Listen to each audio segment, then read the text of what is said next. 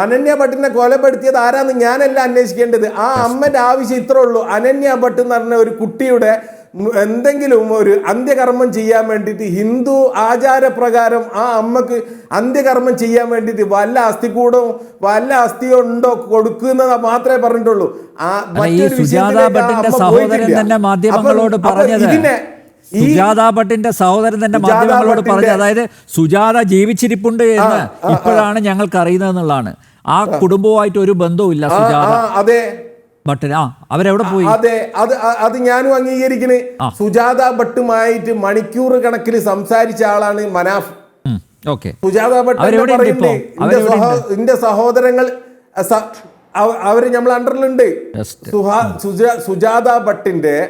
സുജാത ഭട്ടിന്റെ സഹോദരങ്ങള്, സുജാത ഭട്ടിന്റെ ഭൂമി. അപ്പൊ നിങ്ങളുടെ അണ്ടറിലാണ് ഇവരെല്ലാം ഉള്ളത്. അതായത് ഈ സോക്കോൾഡ് ശുചീകരണ തൊഴിലാളി സുജാത ഭട്ട്, ഇനി അനന്യ ഭട്ട് കൂടി ഉണ്ടോ? നിങ്ങൾ ഒളിപ്പിച്ചതാണോ? അങ്ങനെ നിങ്ങൾക്ക് എങ്ങനെ വേണമെങ്കിലും വ്യാഖ്യാനിക്കുക, അതൊന്നും ഒരു കുഴപ്പമില്ല.